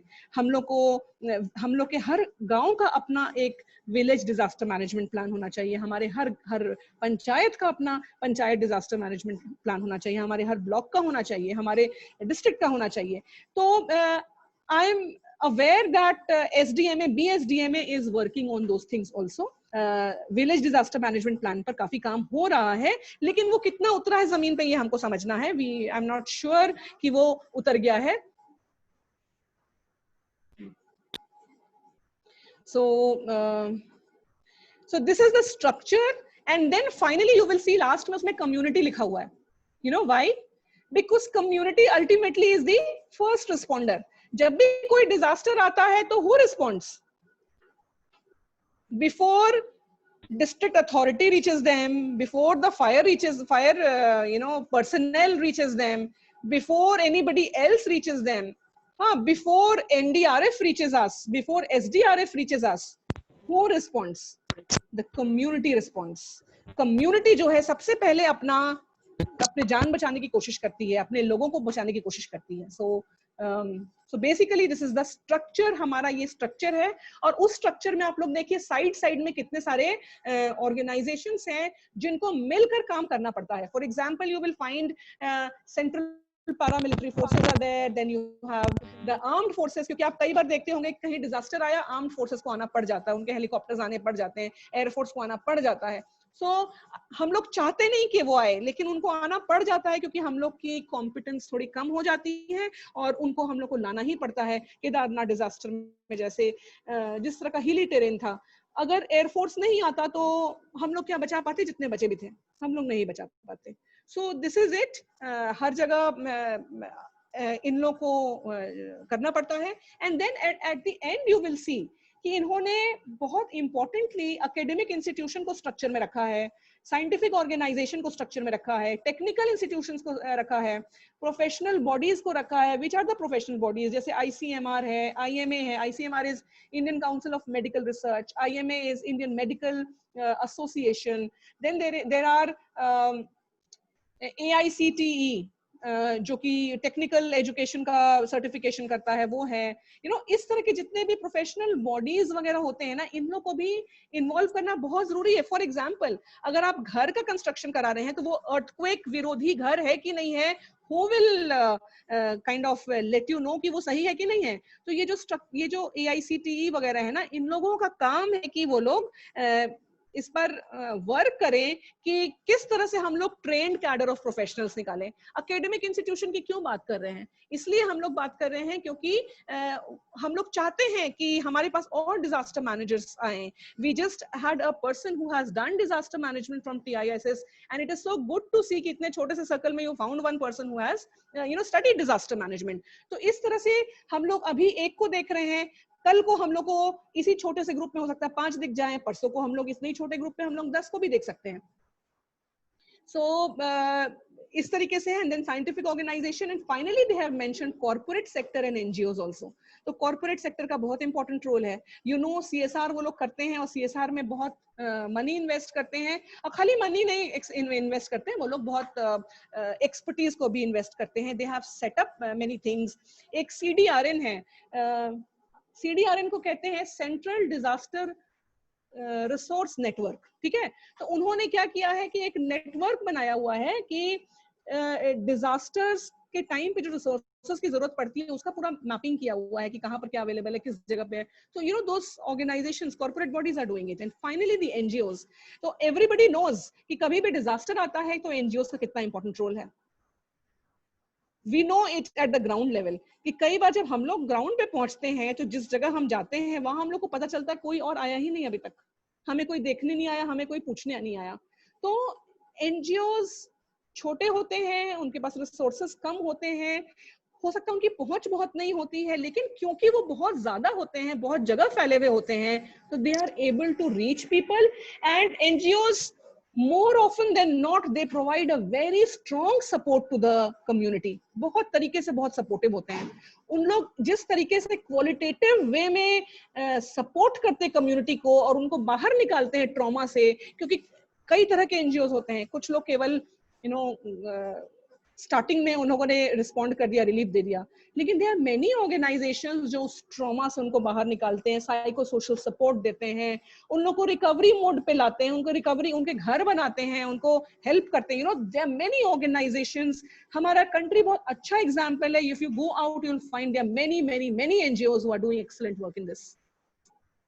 So this was the framework. This was a disaster management framework within which our country operates. एक और चीज हम ऐड करना चाहेंगे इसमें. आप लोगों ने इसमें इंटरनेशनल ऑर्गेनाइजेशंस का नाम नहीं देखा होगा, कि जैसे यूएन वगैरह का इसमें नाम नहीं देखा होगा, लेकिन आपको मालूम है ये कि कोई डिजास्टर होता है तो यूएन उसमें आता रिस्पॉन्ड करने के लिए. एक चीज याद रखिएगा इसमें, UN and any international body is not directly allowed to respond to disaster unless government allows. हमारा कंट्री बहुत क्लियर है इस मामले में कि हमारे हम लोग we are going to manage it ourselves, okay? और वो जो हमारे उससे बियॉन्ड होगा और तब उन लोग रिक्वेस्ट करेंगे कि हमें करने दीजिए, तो they will see it is government's prerogative कि हम आपसे मदद लें या ना लें. अच्छा, आप एक और चीज नोटिस करते होंगे, जब भी कोई बांग्लादेश में डिजास्टर आ गया, नेपाल में डिजास्टर आ गया, यू मस्ट हैव हर्ड कि इंडिया से टीम्स जाती हैं, इंडिया बहुत मदद कर रहा है, लेकिन आपने कभी सुना है कि किसी और कंट्री का टीम इंडिया आया है मदद करने के लिए? एनीबडी? फूड सप्लाईज या अदर का किस में आते हैं, ऐसे टीम पर्टिकुलरली नहीं आता मैम. वो भी बहुत कम. जो आप फूड सप्लाई की वगैरह की भी बात कर रहे हैं ना, तो वो भी बहुत एक्सट्रीम केस में. You know, India doesn't take any external help, ठीक है? और कभी जब हम लोग वर्ल्ड बैंक वगैरह की जब मदद लेते हैं, वर्ल्ड बैंक की यूजुअली लेते हैं, वर्ल्ड बैंक का हम लोग को बहुत सपोर्ट मिलता है, लेकिन because World Bank has an operational office within India and that too it is, आप लोग सुनते हैं ना वर्ल्ड बैंक ने एड दिया, तो aid is not it is not मुफ्त का, you know, मुफ्त का पैसा. No, aid is not मुफ्त का पैसा. It is a kind of soft loan. Aid is always in the form of loan. तो अगर वर्ल्ड बैंक का सुनते हैं कि वो some $6 million dollars दिया है, तो वो $6 million is in the form of soft loan, ठीक है? Not a rigid one. It is a soft aid पे वो लोग नॉर्मल लोन से ज्यादा इंटरेस्ट रेट लगाते हैं या फिर कम इंटरेस्ट रेट लगाते हैं? नो, इंटरेस्ट रेट जो है हमको लगता है थोड़ा सा कम होता होगा, बहुत ज्यादा कम नहीं, लेकिन थोड़ा कम. But it is soft in the sense कि उसका ओवर द टाइम पीरियड बहुत लंबा होता है and all, so that way. But it is a loan, it is always a loan, ठीक है? सो और हाँ, गवर्नमेंट जो है वो, इंडिया गवर्नमेंट अपना एक वो बना कर रखी हुई, अपना एक कि we don't take help. ये आज का नहीं है, हमारा पुराना है. मतलब this is something which has been with India कि हम लोग बाहर से हेल्प नहीं लेते हैं और हम लोग अपने से खुद से फाइट करते हैं. So this was the structure of the disaster management framework within India, within our country. And ये हम पहला चीज आज डील करना चाहते थे. Do you have any questions on this? On the framework? Anybody? आप लोगों ने बहुत अच्छे से समझ लिया कि एनडीएमए, एसडीएमए और डीडीएमए का क्या रिलेशनशिप है? No relationship. Then we have the ministry of home affairs, उसका क्या रिलेशनशिप है? Then we have the department of disaster management, उनका क्या रिलेशनशिप है? And then how they function with all the sectoral departments. सारे sectoral department साथ मिलकर काम करना पड़ता है, चाहे वो एनडीएमए हो, चाहे वो एसडीएमए हो. और डीडीएमए लेवल में तो सब तो डीएम ही मालिक है ना, डीएम ही ओवरऑल मालिक है. So DM will be the head. And और जगह क्या होता है, एसडीएमए और एनडीएमए वो लोग पॉलिसी मेकिंग बॉडी में हैं, पॉलिसी मेकिंग करते हैं, वो लोग प्लान्स बनाते हैं. लेकिन डीडीएमए है वो इम्प्लीमेंटेशन करता है. डीडीएमए इज क्योंकि यहाँ पर जो कुछ है वो डीएम है और डीएम के अंदर का टीम है, तो इनको इम्प्लीमेंटेशन करना, and this is the scene of action. Ultimately चाहे आप कहीं पर भी डिजास्टर आएगा, वो किसी डिस्ट्रिक्ट में फॉल करेगा, वो उस डिस्ट्रिक्ट का काम, उस DDMA का काम है उसको डील करना. So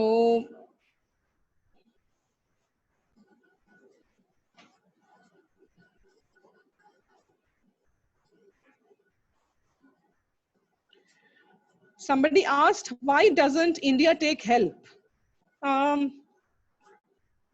I think ये अपने कंट्री का ये स्टैंड बना हुआ है, और ये पुराना स्टैंड बना हुआ है, because I think we consider ourselves somewhat maybe superior or something. कि I mean हम लोग, if you have noticed something, कि हम लोग को जो पहले एक हम लोग डेवलपिंग कंट्री के स्टेटस में तो खैर अभी भी आते हैं, बट हम लोग की कंट्री में अब UN वगैरह का वो ऑपरेशन नहीं है, बिकॉज UN एंड ऑल भी समझ गया है कि नो इंडिया से भी ज्यादा नीडी कंट्रीज हैं, तो हम लोग को जब काम ही करना है तो हम लोग उन कंट्रीज में क्यों ना काम करें. सो UN and all have kind of बहुत एरिया में वो लोग अपना अपना बैग्स पैक करके जा चुका है. केवल कुछ एरियाज में अभी भी ऑपरेट कर रहे हैं, like health and maternal and child care, ये वाला एरिया है, अभी भी उसमें बहुत वर्क बाकी है. तो इस वजह से WHO का प्रेजेंस है यहाँ पर, यूनिसेफ का प्रेजेंस है, UNDP जो है डेवलपमेंट का काम कराता था, उन्होंने बहुत हाथ खींच लिया है. दे फील कि India is almost in the developed country state, उन लोगों को हमारी जरूरत नहीं है. सो दैट्स व्हाट, इस क्वेश्चन का आंसर यही है कि हम लोगों ने शुरू से अपने आप को यही समझा है कि वी आर केपेबल, हम लोग सक्षम हैं अपना प्रॉब्लम्स को सॉल्व करने के, एंड जब बहुत जरूरत पड़ेगा तब देखा जाएगा, लेकिन अभी तक जरूरत नहीं पड़ी है. So this is the case, that is the reason they don't take. Alright, so this was the first part about the structure. I hope you people are clear in this. Yes. Piyush is saying like हम खुद देख लेंगे. Yes, exactly. हम खुद देख लेंगे, हम अपना, मेरा प्रॉब्लम हम खुद देख लेंगे. Yes. Yeah. Ma'am, so as well. Yeah. Isn't please come again. Yeah, I said, isn't this concept of जो होगा देखा जाएगा, हम खुद देख लेंगे, it's quite impractical. I mean, countries do communicate and share information about how to deal with certain situations, right? So that is also a form of accepting help or expertise from other people. No, that part is there. That part is there. वो जो हम लोग का जो communication वगैरह वाला part है, that we will, do it. We will वो जो सीखना है, जो collaborations है, those things are intact. वो होता है. लेकिन I will give you one another example. Tsunami आया था हमारा 2004 में. पैसिफिक ओशन में वेस्टर्न कंट्रीज का अपना सिस्टम बना हुआ था, अपना जो सुनामी अर्ली वार्निंग सिस्टम है ना, वो उनका अपना था. You know what they did? वो बहुत सारे कंट्रीज को उन्होंने इन्फॉर्म कर दिया. They failed to inform India. They didn't inform India, So, and India, I mean, as a country, we felt very bad about this. उस समय, I think it was the Congress government during that time, and we felt really bad about this. और Congress government में ही ये हमारा NDMA setup हुआ है, disaster management act आया है, सारा कुछ. And then and there we decided कि हम लोग किसी से कम नहीं हैं. We are going to do it ourselves. And you know what? अभी वर्ल्ड का सबसे advanced tsunami early warning system India ने बना लिया. इनकोइस में. It is called INCOIS Hyderabad. If you Google it, you will find that. INCOIS is Indian National Center for Ocean Information System. Hyderabad में है, and it is world class. उसको हम लोगों ने बहुत जगह से सीखा है. हम लोग we had gone to FEMA, Federal Emergency Management Agency of US. हम लोगों ने जो NDMA को भी बनाया है ना, वो FEMA के तर्ज पे बनाया है. NIDM को बनाया है, FEMA के तर्ज पे बनाया है. वहां से भी हम लोग का एक्सचेंज होता है, नॉलेज एक्सचेंज होता है, हम लोग सीख कराते हैं. बहुत सारी चीजें हम लोग सीखते हैं वहां से, बहुत सारी चीजें हम लोग सिखाते भी हैं, because there are many things that India is also doing revolutionary. तो ये सारी चीजें हो रही है, मतलब वो वाली प्रक्रिया ठीक है, लेकिन what India is opposed two is कटोरा लेके खड़े हो जाने के लिए कि हमें पैसे की जरूरत है या हमें आपकी मदद की जरूरत है. So India is very clear, we are not beggars. We can learn from you, we can do everything, but हम लोग कटोरा लेके नहीं खड़े होंगे. We are not beggars. So this is it. Okay, ma'am. Interesting. Yeah. And please do Google INCOIS. You will find that India has one of the most world-class, tsunami early warning system. Right? So, आज के session के लिए any question?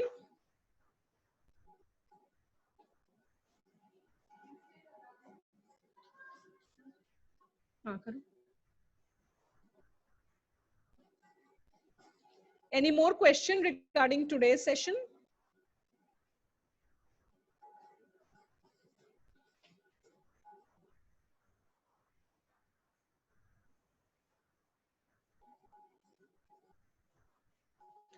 Okay. I think Momita wants to ask something. Momita, you can come forward and ask. Yes, please unmute yourself and ask.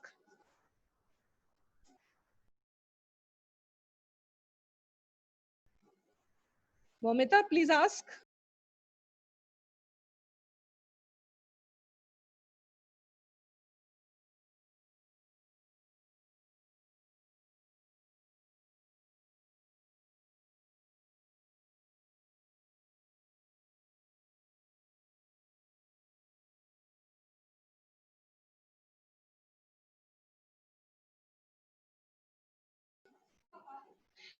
We have about 15 minutes time, so I would like to take up the next part. ठीक है, आप लोगों ने hazard समझ लिया, आप लोगों ने vulnerability समझ लिया, आप लोगों ने risk समझ लिया है, आप लोगों ने disaster समझ लिया है.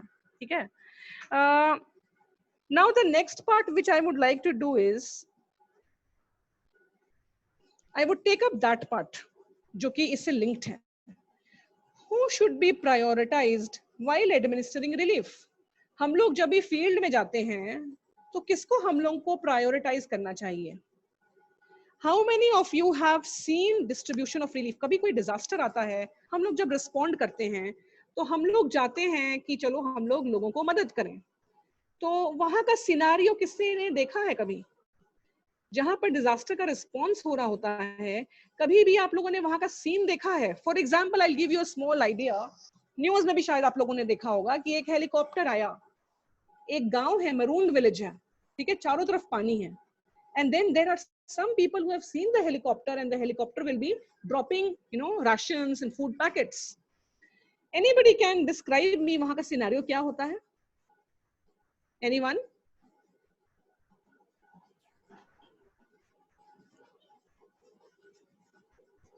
Maybe people are lining up, or they're just like hounding on the people who are distributing the relief packages because they're scared that there might be shortages of those relief packages itself. Okay. So many times what happens is you will find that there are the most strongest हट्टे कट्टे जो the मुश्तंडे वाले लोग होते हैं ना, वो लोग सबसे आगे आगे खड़े रहेंगे, and they will jump and kind of catch, जितना उन लोग कैच कर सकते हैं उन लोग कई सारे पैकेट्स लेने की कोशिश करेंगे, because they are thinking कि पता नहीं आगे और कितने दिन फ्लड चले हमें, तो हमको अभी जितना हम लोग लूट कर रख सकते हैं हम लोग को वो. What happens is some families don't get anything, and some people they are so strong and powerful, और वहां पर थोड़ा सा बदमाशी भी कर देते हैं, गुंडागर्दी भी कर देते हैं कि भाई हम ही को सब कुछ मिलेगा, and जिनको रियली जरूरत होती है वो वहां पहुंच भी नहीं पाते हैं. ठीक है, कई सारे लोग वहां पर क्योंकि पानी है, पानी में गिरने का डर होता है, they can lose their life over there. ऊपर से ऐसे ऐसे लोग हैं जो कि बिल्कुल धक्का वक्का करके वहां पर बहुत बुरा हाल होता है. Okay, many people have watched this. I think Tushar, you must have watched it also when you were on field.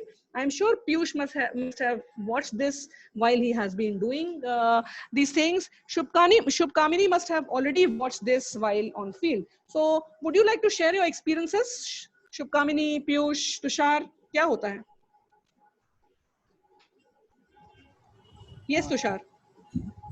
जब हम बांटने जाते हैं तो देयर आर पीपल्स, अगर आप पहले से डिसाइड नहीं किए हुए होगे कि एक घर में कितने जाने हैं राशन, तो all will be herding up. अगर एक फैमिली में 5 लोग हैं तो 5 का 5 को चाहिए, और वो अगर आप गाड़ी लेके जा रहे हैं तो गाड़ी के पीछे दौड़ेंगे। Someone can come under that vehicle, तो आपको स्टॉप करके देना है या फिर कहीं एक पर्टिकुलर जगह पे बुला के देना है उनको।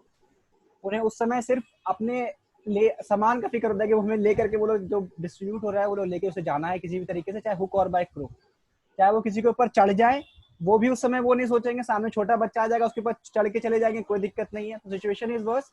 और साथ में हाँ, जो यंगस्टर लड़के लोग होते हैं दे आर, वो तो आपके ऊपर ऐसा लगेगा कि आप अगर उन्हें नहीं दोगे तो फिर तो आप गए, ऐसा सिचुएशन भी होता है। राइट,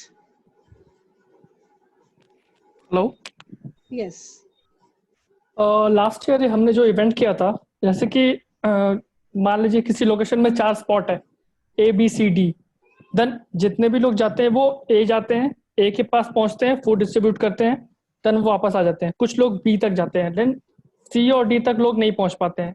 लास्ट टाइम हमने कोशिश किया था कि हम C और D तक पहुंचे, तो हमने उस हिसाब से लेकर अपना पैकेज चले थे हम लोग। बट फिर वही हाल हुआ, जैसे ही हम लोग A पर पहुंचे, देन B पर पहुंचे, वहाँ के लोग हमारे साथ झगड़ा करना स्टार्ट, नहीं आप यहीं पर सब कुछ दीजिए वरना आप आगे नहीं जा सकते। इनफैक्ट उन्होंने इतना कह दिया कि आप वापस अपने घर भी नहीं जा सकते, आपको सारा पैकेज यहीं पर देना होगा। उनका कहना था कि हम जिंदा रहेंगे तो आगे वाले को देखा जाएगा, पहले हमें सब कुछ दीजिए देन फिर आप आगे कुछ कीजिएगा। मेरा एक्सपीरियंस थोड़ा डरावना था।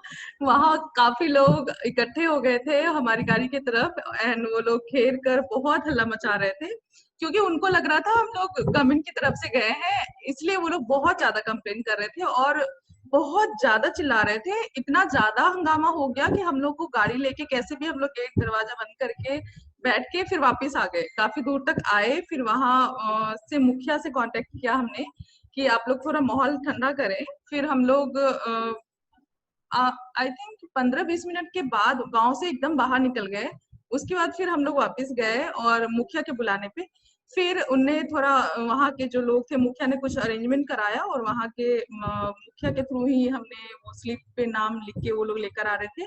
और उसके बाद फिर हमने जो कुछ लोग जिनको सच में जरूरत थी उन लोगों को हम लोग बांट कर आए।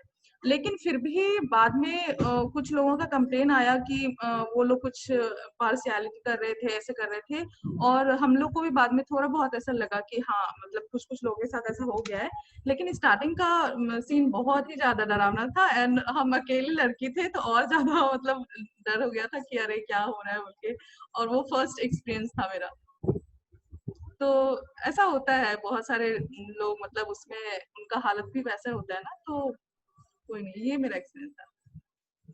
इनफैक्ट इस समय का जो सिचुएशन होता है, लोग उस तरह के जैसे व्हीकल होते हैं, डिस्ट्रीब्यूशन व्हीकल होता है, उस पर वो लोग बकायदा आंख गड़ाए बैठते हैं। अगर उन्हें दूर में दिख जाएगा तो एक इलेक्ट्रिसिटी की तरह स्प्रेड हो जाता है कि वो आ रहा है एक व्हीकल, पे टूट पड़ो।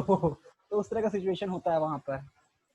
एंड इनफैक्ट जो हमने पुलिस टीम से जब हमने बात कर रहा था मैम के साथ जब मैं गया था, तो the police also told us कि situation is not good, you should not go alone, या एक्सट्रीम सिचुएशंस भी हो सकता है। तो इनफैक्ट मैं सबको ये भी कहना चाहता हूँ, if you are having the support कि आपको पुलिस लोग वालों से अगर आप बात कर लेते हैं तो they will provide you with the necessary protection and all also, अगर आप ऐसे सिचुएशन या क्रूशियल जगह पे जा रहे हैं तो।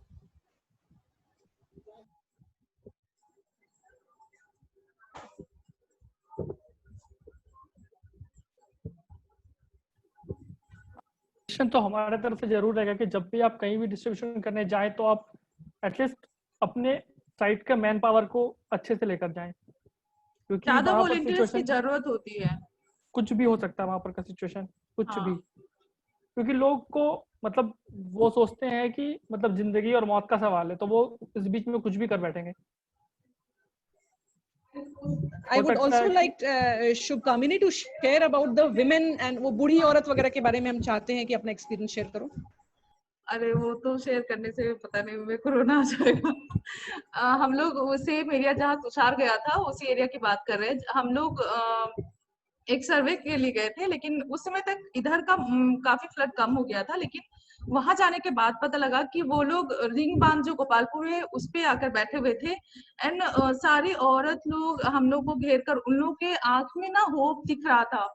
और एक जो आंटी थी वो तो अपना स्टोरी बता कर रोने लग गई, और मतलब इतना बुरा लग रहा था हम लोगों को कि मतलब कैसे हम लोग इकट्ठा करें कुछ भी। मेरे को सच में वो सीन याद करके ना आंख में आंसू आ रहा है। तो ऐसा हम लोग को ऐसा लग रहा था कि हम लोग और कुछ इकट्ठा करके इन लोगों को दे सके। हमारा प्लान नहीं था वहां पे डिस्ट्रीब्यूट करने का, लेकिन फिर हमने वापस से फंड रेज किया एंड वापस से हम लोग वहां पे गए और वहां पे सबसे ज्यादा हमने रिलीफ जो है डिस्ट्रीब्यूट किया है। और उसके बाद हमारे पास बिफोर एंड आफ्टर वाला फोटो भी है। वो आंटी रोते उस टाइम का, वो उनका रोने वाला सीन, एंड सेम आंटी हम लोग को दोबारा मिल गई थी। दोबारा हम जा नहीं सके थे, लेकिन रानी दी गई थी। उनके साथ एक बहुत हैप्पी फेस वाला उनका फोटो है। ऐसा तो हम लोग को बहुत अच्छा लगा कि चलो स्माइल तो आया उनके फेस पे। और वो एरिया मतलब जैसा तुषार ने बताया कि वो सेफ एरिया नहीं था, बट स्टिल हम लोग गए थे। और हम उन लोगों को ये भी बोल कर आए कि नेक्स्ट टाइम हम लोग फिर आएंगे, आप लोगों के साथ काम करेंगे बोल के। तो हम लोग को भी वहां फिर से जाना है दोबारा। लेकिन वो सीन तो मेरे लिए बहुत ज्यादा, मतलब मेरे को अभी आंसू आ गया, सच में आंसू आ गया बताते हुए। ओके, सो आज हम लोग ये डिस्कस इसीलिए कर रहे थे कि हम लोग को प्रायोरिटाइज किसको करना चाहिए जब हम लोग फील्ड में रहते हैं, जब लोग आपदा से अफेक्टेड हो जाते हैं, तो हम लोग को सबसे ज्यादा किसको प्रायोरिटाइज करना चाहिए। जब हम लोग प्लान करके नहीं जाते हैं, जब हम लोग सोच कर नहीं जाते हैं, जब हम लोग को लगता है कि बस हम लोग को हेल्प करना, इंटेंट रहता है। आप लोग सभी लोग जो इस ग्रुप में जोड़कर सुन रहे हैं, वो लोग आप लोग इसीलिए सुन रहे हैं क्योंकि आपको इंटेंट है, बिकॉज यू फील कि नहीं, we have to reach out to them, we have to reach out and we have to help them. लेकिन उसमें जब हमारे आपके पास पहले से एक ट्रेनिंग नहीं है, पहले से प्लानिंग नहीं है, तो you know what will happen, it will जो होगा, आप फील्ड में पहुंचे और सडनली आपके ऊपर सारी भीड़ सवार हो गई, and then you are like, आप लोगों ने इतना कुछ किया है एंड देन जो रियली जरूरतमंद है उन तक आप पहुंच ही नहीं पाए। तो हम आप लोगों से जानना चाहते हैं कि जब ऐसा सिचुएशन होता है तो सबसे जरूरतमंद कौन होते हैं और किसको हमारे मैक्सिमम जरूरत किसको होती है हमारी। सो you can answer। आप लोग अनम्यूट करके हम एक एक करके वन बाय वन आंसर कर सकते हैं। आप लोग रेज हैंड कीजिए, I will ask you, one by one. आपको क्या लगता है किसको हमारी सबसे ज्यादा जरूरत होती है जब ऐसा सिचुएशन आता है तो?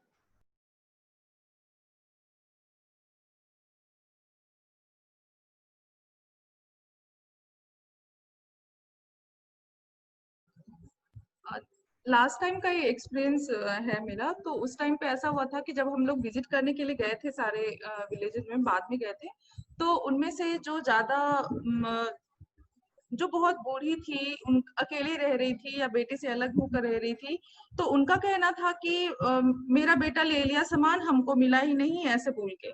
तो मेरे को लग रहा है कि सबसे पहले ये ध्यान रखना चाहिए कि जो भी वृद्ध लोग हैं उनको, और फिर जो मदर है जिनका छोटा बेबी सब है, उनको ध्यान में रखना चाहिए। और कुछ घर ऐसा था, सारा घर नहीं डूबा था, लेकिन कुछ लोगों का घर जिनका मिट्टी का था वो पूरा डूब गया था पानी में और टूट भी गया था। तो हम लोग को आइडेंटिफाई करना चाहिए कि सच में किनको किनको जरूरत है। नहीं तो ऐसे बहुत सारे लोग आते हैं और वो ऐसे लेके जाते हैं और बहुत सारा इकट्ठा कर लेते हैं। तो पिछली बार हमने बहुत अधिक ये सब चीज का ध्यान रखा हुआ था, लेकिन इसलिए हमारा किट भी थोड़ा वैसा ही था ताकि सब लोगों को सब चीजों का सब चीज मिल सके। तो ये मेरे लिए मतलब दो यही है कि सबसे पहले तो जो मदर है बेबी वाली वो, और वृद्ध लोग, उसके बाद फिर बाकी लोग को, और जो लोग बीमार हैं या फिर जो प्रेग्नेंट वुमेन हैं उन लोग को ध्यान में रखना चाहिए। So it's very nice to hear from Shubhkamini and also from सारे chats में जो हम सारे का सभी लोगों का response पढ़ रहे हैं, तो you people have very sensitively captured all of it, जिसमें कि आप लोग देख रहे हैं कि जो situation के हिसाब से children हैं, women हैं, और old people हैं, vulnerable people हैं, disabled people, दिव्यांग लोग, हाँ, वो लोग हमें सबसे ज्यादा जरूरत होती है। होता क्या है कि जब ऐसा फ्लड का सिचुएशन होता है या कोई भी डिजास्टर का सिचुएशन होता है, तो हम हर घर तक नहीं पहुंच पाते हैं। हो सकता है कि हम लोग कहाँ तक जाते हैं, जो घर हमको सामने दिखता है, हमारी व्हीकल्स जहाँ तक जा सकती हैं, हम लोग उस घर तक पहुंचते हैं। तो आइडियली करना क्या चाहिए, you know, that's why I am trying to talk to you about these things. जब भी ये प्लानिंग करें, जब भी कोई रिलीफ डिस्ट्रीब्यूशन का प्लानिंग करें, तो दिस शुड नॉट बी कि हमने सामान लिया, वहां पर अफेक्टेड है, वहां लेके पहुंच गए। We should have some people on the ground, ठीक है, हम लोग जिस एरिया में ऑलरेडी काम करते हैं, या अगर हम नहीं करते तो कोई और एनजीओ काम कर रहा है, या कोई, यू विल फाइंड समबडी और द अदर। कोई नहीं मिलेगा तो आपको वहां के जो रिप्रेजेंटेटिव्स हैं, वहां के जो सिटीजन्स रिप्रेजेंटेटिव्स होंगे, जैसे कि वहां के मुखिया हो गए, या एनी, यू नो, मुखिया हो सकते हैं, it can be any of them, it can be ward पार्षद। Hello,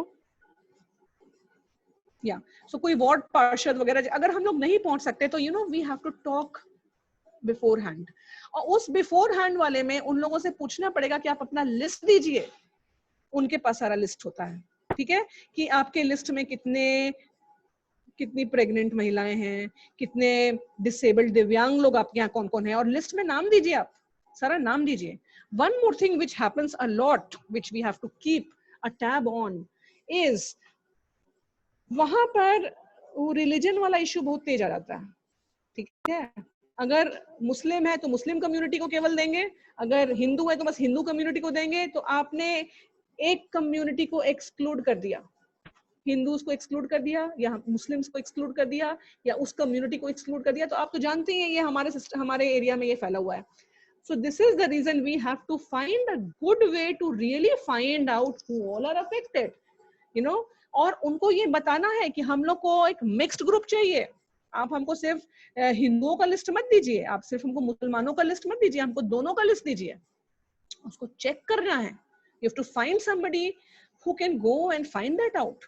So when you are sending out people, आपका ग्रुप का कुछ वॉलंटियर्स होना चाहिए जो कि आके वेरीफाई करे कि यू नो आपका लिस्ट ये है एंड इन लोगों को पहुंच रहा है। Because when donors entrust you with their donations, आप लोग एक टूल हो जाते हैं, आप लोग एक रासदरिया हो जाते हैं। We as organisations we become a you know एक इंस्ट्रूमेंट है, हम लोग एक जरिया है, हम लोग जिसके थ्रू हम लोग उनको पहुंचा रहे हैं जो सबसे ज्यादा तकलीफ में है और जिनको सबसे ज्यादा जरूरत है। So we should be thankful that you know we are you know being able to be of that kind of help, उस ब्रिज की तरह हम लोग काम कर सकते हैं। और इस केस में होता क्या है कि when somebody is entrusting you with something, तो आपको उसमें emerge करके आना है best, you know, best way में emerge करके आना है कि yes we have done a good job and I am feeling good कि जिसने हमें काम ये सौंपा है उनका काम हमने सही जगह पर पहुंचा के किया। ग्राउंड लेवल पे आकर अगर हमारे हाथ से छीना झपटी हो जाती है तो यू फील बैड कि अरे ये तो छीन कर ले गया, अरे अरे अरे ये, ऑल्दो वो भी नीडी होगा, हम ये नहीं कह रहे हैं वो नीडी, वहां पर सभी नीडी हैं, लेकिन सभी नीडी का तो ये मतलब नहीं है ना कि जिनका हाथ पैर अच्छे से चल रहा है, जो अच्छे से हट्टे कट्टे हैं, वो तो मैनेज करेंगे, कर ही लेंगे। What about those? What about that old and sick woman who is unable to walk to that point also? वो क्या करेगी? बारिश है, पानी है, स्नेक्स का इतना प्रॉब्लम हो जाता है वहां पे। बहुत लोग तो चल चल के आते हैं, हटा देते हैं कि मतलब रास्ते से स्नैप हो, लेकिन what about those old women who are unable to protect themselves from the vagaries of nature? पानी, करंट को भी वो फेस नहीं कर पा रही है, उसमें से सांप जो चला रहा है उसको भी नहीं फेस कर पा रही है। how will they you know survive if somebody else doesn't need there? So ये हम लोग को बहुत clearly understand करना है कि जो vulnerability, what we have been discussing right now is vulnerability, you know, and vulnerable people. तो उन vulnerable people का जो है हम लोग को vulnerable and marginalized, socially excluded जो सबसे ज्यादा है, हम लोग को लास्ट ईयर एक और ऐसा ही पर्सन मिला था जहां पर हम लोग रिस्पॉन्ड कर रहे थे सब और ब्लॉक में। एक आदमी था जिसने अपना घर बढ़िया तो बना लिया था, लेकिन उसने लो लाइंग एरिया पे बनाया था, बहुत दूर। तो जितना भी सरकारी खिचड़ी वगैरह बन रहा था उन लोग को वो मिल ही नहीं पा रहा था। और जो उनका घर है, घर तो उन्होंने बना लिया पक्का टाइप का, लेकिन खूब दूर था, एकदम पानी में। उसका घर का हमको लगता है जो में हाइट होगा उतना तक पानी था, और केवल फर्स्ट फ्लोर बना हुआ था। ऊपर वाले फ्लोर में वो लोग पॉलिथीन वगैरह लगा के रह रहे थे। And what they said was there were snakes all around. They were unable to go to that point because of the lack of boats, because of the current. वो लोग थोड़ा दूर जाते थे कि भाई खिचड़ी वहां बन रहा है, काश हमको मिल जाए, हाँ अब घर में भूखे हैं सारे लोग, लेकिन थोड़ा दूर जाके वो वापस लौट आता था छोटा बच्चा कि हम कैसे जाएं. There are snakes all around. These are all issues which are to be understood, and we have to find a way to reach out to those last mile connectivities को कहते हैं. You know, the last person, the last needy person जो वहां पर है, जिसको हमारी जरूरत है, उन तक हम कैसे पहुंचे, ये हम लोग को तरीका अपनाना है. So basically this whole अभी जो हम लोग डिस्कशन करें थे वो हम लोग vulnerable लोगों के बारे में, marginalized and vulnerable, excluded people, इन लोगों को हम लोग को सबसे पहले देखना है. कल हम लोग की बात हो रही थी excluded persons में, you know, जो ट्रांसजेंडर्स होते हैं. आई डोंट नो भागलपुर में उनका इश्यूज है कि नहीं, but there are many studies which have shown that tsunami के टाइम पे या किसी और डिजास्टर के टाइम पे हर जगह हेल्प पहुंच जाता है, लेकिन ट्रांसजेंडर कम्युनिटी के पास हेल्प नहीं पहुंचता, as if they don't exist, as if they don't exist. एक तो उन लोग का वैसे ही उन लोग को जॉब्स ढंग से मिल पाता है, ट्रांसजेंडर्स को जॉब्स भी कहाँ मिलता है. दे आर सो, उन लोग को इतना डिस्क्रिमिनेशन है उन लोग के अगेंस्ट में. पुलिस डिस्क्रिमिनेट करती है, जॉब देने वाले डिस्क्रिमिनेट करते हैं, हम और आप डिस्क्रिमिनेट करते हैं, people generally discriminate against them. तो उनको नॉर्मल टाइम में जब इतनी दिक्कतें फेस करनी होती है, just imagine a situation where disasters are there, COVID pandemic चल रहा है, you know, when they are not able to earn, when they are not able to get their rations. Imagine a situation when there is a disaster. उस disaster के situation में वो क्या करेंगे. और सबसे बड़ी चीज है कि डिजास्टर के टाइम तक सरकारी रिलीफ भी उन तक नहीं पहुंच पाती है, बिकॉज फॉर देम सरकारी आंकड़ों में ये लोग एग्जिस्ट ही नहीं करते. So when they don't exist, how will they, you know, get rations and all? So there are many issues. अगर आप ग्राउंड लेवल पे जाइए तो अभी भी जो नीतीश कुमार हमारे जो सीएम है, वो जो अनाउंस करते हैं रिलीफ, तो आपके पास बहुत तरह के कागज होने चाहिए, आपके पास राशन कार्ड होना चाहिए, तभी आपके पास आएगा वो रिलीफ. तो बहुत जगह हम लोग जब जाते हैं तो वो बोलते हैं मैडम हम लोग को तो मिला ही नहीं, हम लोग को इसलिए नहीं मिला क्योंकि मेरे पास ये कागज नहीं है, वो कागज नहीं है. So कागज बनाना भी बहुत आसान काम नहीं है. I mean, it's very difficult to get their papers also. Ration card बनाना इतना आसान नहीं है, बहुत दिनों से रखा हुआ है. So you know there are many you know minute issues because of absence of some papers. उनका काम नहीं बनता है. ऊपर से ऑर्डर आ रहा है कि नहीं सबको दिया जाएगा, लेकिन अल्टीमेटली उनको देने वाला जो ग्राउंड लेवल पर जो उनको उनका वार्ड पार्षद देगा या उनका पंचायत या उनका मुखिया या whoever, तो हर लेवल पर कुछ ना कुछ बदमाशी होती है. एंड द पीपल जिनके हाथ से रिलीज होता है वो फील करते हैं कि I am God, you know, it's because of me that you are getting it, तो यू शुड फील ऑब्लाइज्ड. तो ये सारी चीजें ग्राउंड लेवल पर जो मार्जिनलाइज्ड है उन लोगों को और ज्यादा एक्सक्लूड कर देती है, and they face a very tough time. उनकी वल्नरेबिलिटी को इनहांस कर देती है. So that's why we wanted to discuss this. And need assessment, yes, हम लोग इस पर next time discuss करेंगे, because कि ultimately हम लोग को उन लोग के जरूरतों का आकलन करना चाहिए, और हम लोग को कहीं पर भी रिस्पॉन्ड करने से पहले हम लोग को उसका पूरा डिटेल होना चाहिए. डिटेल होकर क्या जरूरतें हैं, क्या है, वो हम लोग को सब समझना है. एंड इस वल्नरेबिलिटी को और का आकलन कैसे करना है, और उसके बाद उनकी जरूरतों का कैसे आकलन करना है, वो हम लोग अगले सेशन में समझेंगे. So if you have any questions for this, you can send it across to Shubkamini, Piyush, Tushar, Shalini, you know, आप लोग भेजो, and then we'll discuss जो needs assessment है, जो जरूरतों का assessment है, वो हम लोग को कैसे करना है. How we do that on the ground level. Any question? हाँ, चैट में हमने डिजास्टर मैनेजमेंट एक्ट का PDF कॉपी भेज दिया है. You can download it if you want that. And I have also given you disaster management plan और policy. हाँ डाल दो. हम लोग इंडिया का नेशनल डिजास्टर मैनेजमेंट एक्ट हमने दे दिया है, and I am also adding the disaster management policy 2009 and disaster management plan, I think 2016 या 17 का plan, national disaster management plan, तो वो भी हम लोग ऐड कर रहे हैं. You guys can go through, you can take a look. तो उस PDF files we are giving.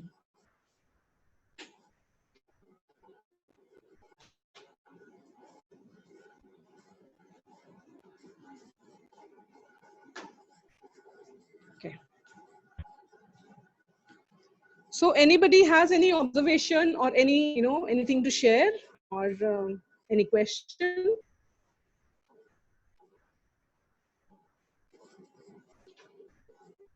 So National Disaster Management Policy 2009 has been shared with you. The PDF copy has been shared with you in the chat. You can check it. And we are also sharing National Disaster Management Plan of India. जितने लोग हमारे साथ जुड़े हैं, हम लोग चाहते हैं कि जो आखिरी दिन हम लोग इसका सेशन करेंगे, I will give you in set of some 25 questions on whatever we have discussed. ठीक है, शेयर करेंगे and you quickly answer it on the chat. Okay, so just to kind of remind ourselves कि हम लोगों ने क्या क्या discuss किया है, क्या क्या वो किया है. Is it?